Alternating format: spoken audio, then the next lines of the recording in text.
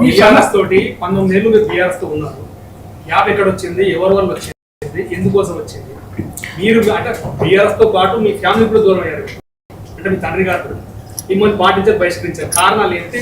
దానికి ఎవరు కారణం?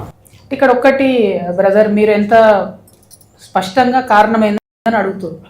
నేను కూడా అదే అడుగుతున్నా, కారణం ఏంది, నన్ను ఎందుకే సస్పెండ్ చేసి ఊరేసుకోనికి కూడా కనీసం ఇగో నువ్వు తప్పు చేసినవారు పోయి నేను ఊరేస్తున్నా అంటారు. నన్నేమో తీసి డైరెక్ట్ సస్పెండ్ చేసిరు. నేను ఏం చేయాలి చెప్పి? ఇప్పుడు సస్పెండ్ చేసిన తర్వాత ఆత్మగౌరవం విషయంలో నేను కూడా ఎట్లా కాంప్రమైజ్ అవుతా? ఒకవేళ ఏదైనా మిస్టేక్ ఉంటే ఇంటర్నల్గా పార్టీ వేదిక మీద పిలిచి అసలు ఏంటి విషయం అని అడిగి ఉంటే నేను కూడా జవాబు చెప్పేది. కానీ డైరెక్ట్గా ప్రజలందరి ముందట సస్పెండ్ చేసి ఇన్ని కోట్ల మందిలో నన్ను అవమానం చేసినప్పుడు నా దారి నేను చూసుకోవాల్సిందే కదా. నేనైతే ఆగను కదా. ప్రజల కోసం పనిచేయాలనుకున్నా, నేను బయటకు వచ్చినా డెఫినెట్గా పనిచేస్తాను. సో ఏం జరిగిందన్నది బీఆర్ఎస్ చెప్పాలి. ఇప్పుడు మటుకు మేము చెప్పము, మేము ఆమె విఘ్నతకే వదిలేస్తున్నాం అని చెప్పి చాలా డిప్లొమాటిక్గా తప్పించుకుంటున్నారు. ఇవాళ కాకపోతే రేపు కాకపోతే ఎల్లుండో చెప్పాల్సినటువంటి సందర్భం వస్తుంది.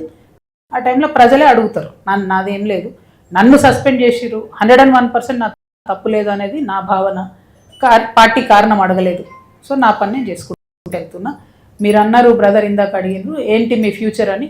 2029 ఎన్నికలు వస్తాయని అనుకుంటున్నాను నేను. వచ్చినప్పుడు మాత్రం మేము ఖచ్చితంగా బరిలో